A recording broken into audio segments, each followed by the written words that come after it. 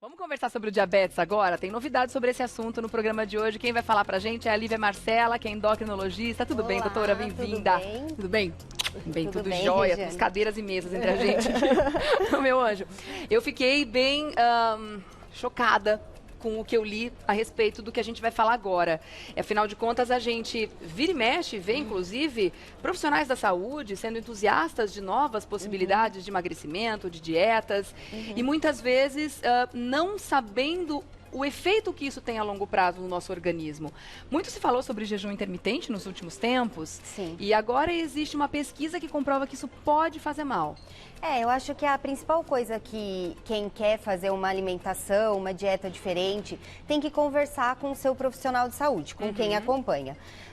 Essa pesquisa, ela acabou sendo feita em ratos e viram que eles, a longo prazo, desenvolviam mais diabetes do que os ratos que não faziam o jejum intermitente. Tá, então colocaram os ratinhos nessa mesma condição das pessoas que fazem esse jejum intermitente. Isso. E descobriram que isso traz danos para o pâncreas. A longo prazo. A longo prazo. Nos ratos. Tá. Nem todas as pesquisas em rato a gente consegue transpor para o ser humano, né? Ah, é? Mas assim, já fica um alerta É um de que... indício, né? Uma pista. Isso, é uma pista. O que alguns pacientes, por exemplo, os pacientes diabéticos que usam insulina, não dá para fazer jejum intermitente. Então, esse tipo de paciente não pode aplicar insulina e ficar longos períodos aí sem se alimentar, Totalmente desaconselhado.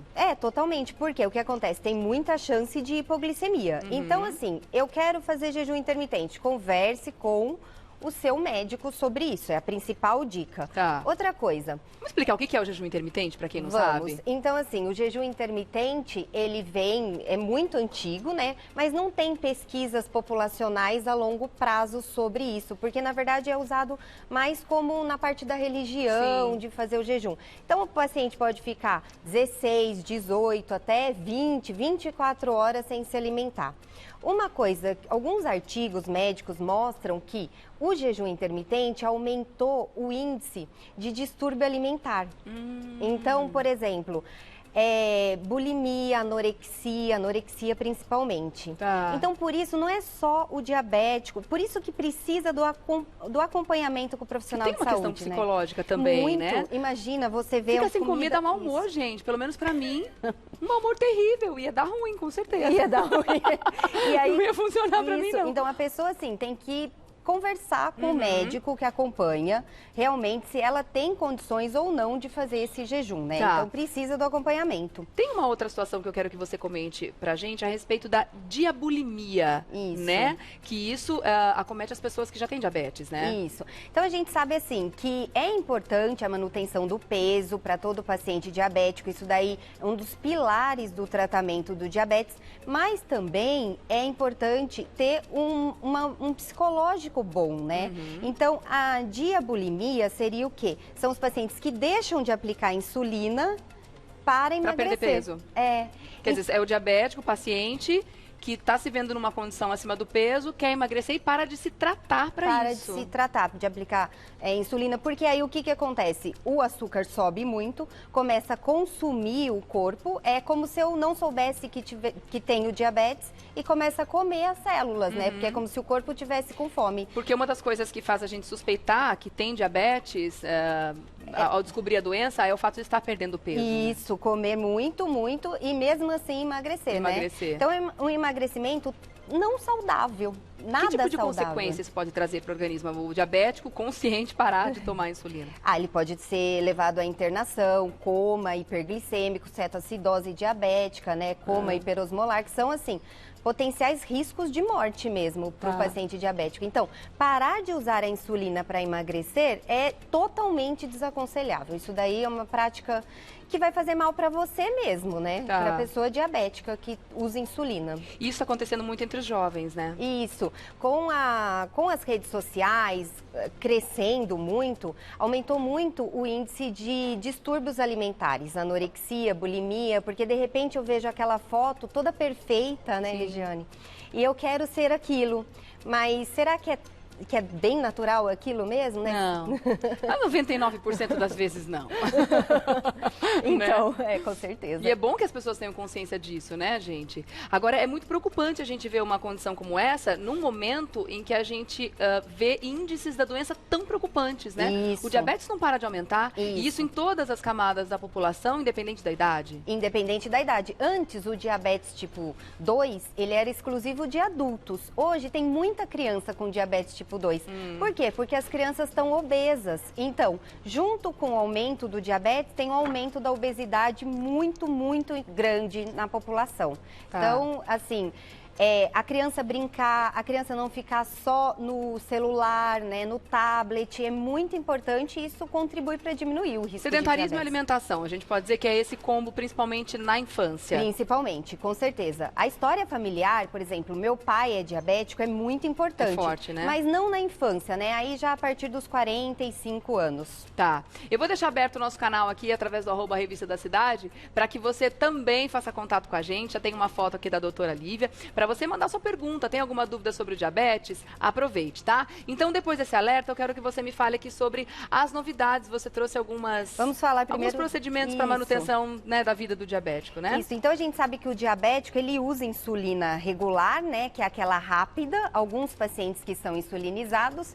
E o que eu queria mostrar, Regiane, é que agora vai lançar em outubro no Brasil essa insulina, que é insulina inalável. Tá. Então, assim, muito se evoluiu na insulina, né? Ela dura mais, é mais rápida. Inalável? Mas inalável, mudar o jeito de aplicar, né? Ou seja, não tem mais a picada. Que interessante, E ela é né? mais rápida. Então, eu só mostrar aqui, ó. Como que é? Que seria aqui, Regiane, ó. Aqui você põe, é como se fosse Uma um ampola? chip, né? Ah, é um chip. É como se fosse um chipzinho que você põe aqui. Precisa ficar na geladeira, tá? Tem algumas apresentações, aí você fecha e você aspira, né? Seria assim, então.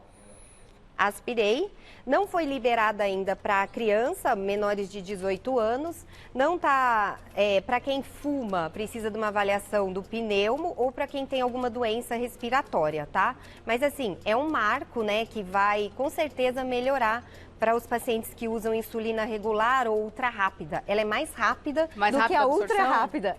Olha que maravilha. Então controla melhor a glicemia. Tá, então, inicialmente exclusivo para os adultos e é para algum tipo específico do diabetes, ou 1 ou 2? Ou para os dois? Não, pode ser usado para os dois, para quem dois. usa insulina ultra rápida ou rápida. Ah, tá. Olha que legal. Agora, a gente sabe que os métodos, assim como eles estão evoluindo, muitas vezes o preço acaba acompanhando na mesma medida, Sim, né? Esses métodos novos normalmente são mais inacessíveis, né? A são camada mais caros. pobre da população. Assim, né, o engraçado é que a gente gasta muito dinheiro com o diabetes. Só que no estágio, Regiane, que a pessoa está internada, já teve um infarto, por causa Amputações. amputações, retinopatia.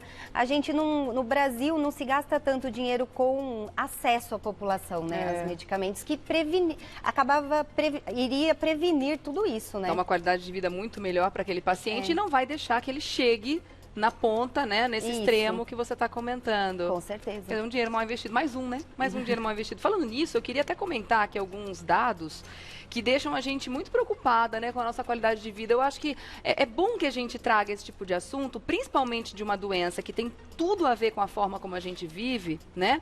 Estresse, Isso. alimentação, sedentarismo, tudo por causa da correria, da loucura que virou nossa vida hoje em dia. Os números não mentem, né, gente? Então é legal a gente trazer justamente essa reflexão. O que eu estou fazendo com o meu corpo? Né? Como é que eu estou me cuidando? O que eu estou fazendo? E o que eu vou ter de consequência desse estilo de vida novo? Olha só, o IDF, que é o International Diabetes Federation, aponta que o Brasil é o 4º maior país, né, em número de adultos diabéticos. E você falou do gasto, né? Isso resulta num gasto anual de 6,6 bilhões com pessoas com diabetes, né? É um custo 5,5 vezes maior do que o custo da reforma do estádio do Maracanã, por exemplo. Mas eu vi aqui um dado muito preocupante, eu não estou achando ele aqui agora, falando sobre as amputações. 70% são amputações por diabetes. As amputações que ocorrem no Brasil, 70% são pelo diabetes. Que loucura, né, gente? 70% das amputações são pelo diabetes. Mas, ó, a cada minuto no território brasileiro, 3 Não, isso é ao redor do mundo. 3 pessoas ao redor do mundo são amputadas por causa do diabetes. Não é exclusivo do Brasil, a cada né? minuto. Não é exclusivo do Brasil. Gente, é uma loucura, né? A gente para pensar na proporção que isso tomou, né? E o que a gente está fazendo com o nosso próprio corpo, né, doutora? Com a obesidade, o diabetes tem mais diagnóstico de diabetes, né? E tem alguns pacientes, como diabetes tipo 2, é aquele diabetes que dá mais em pessoas acima do 45 anos, que tem história familiar, que estão acima do peso. Muitas vezes, no começo, o paciente não sente nada. Então, é importante fazer aquele exame de rotina, que às vezes o médico do trabalho que pediu, o ginecologista, o urologista pediu esse exame, e aí tem o diagnóstico de diabetes. Quanto mais precoce eu fizer esse diagnóstico, melhor eu vou ser tratado e menos risco cardiovascular essa doença vai ter, né? Porque muita gente não liga diabetes.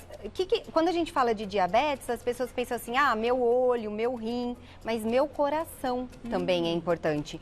Inclusive, e também tem novidade na medicina com relação a isso, né? Um remédio para o diabético que também ajuda no coração. Inclusive os medicamentos novos, eles têm esse tipo de preocupação em prevenir morte por doença cardiovascular, que são, por exemplo, esses daqui, né? Que ele elimina de 65 a 70 gramas de açúcar por dia. Aqui, tá? Né? Isso. Deixa eu levantar aqui para o pessoal conseguir ver.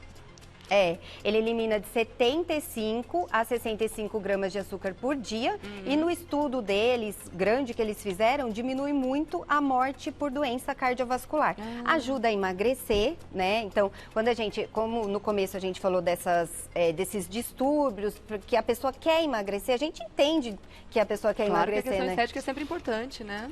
E também acaba refletindo em saúde, né? Um peso normal. Então, esse medicamento, por exemplo, eliminando esse açúcar, ajuda a emagrecer e ajuda a prevenir também a doença renal. Não só a doença cardíaca, mas a doença renal. Então é importante dizer isso, né? Para o diabético que está querendo emagrecer, os jovens principalmente, não entrarem nessa onda, né? De ficar fazendo jejuns malucos, etc. Existem alternativas. Existem. Conversando com o médico para que esse objetivo seja alcançado. Tem perguntas para você. Dá tempo?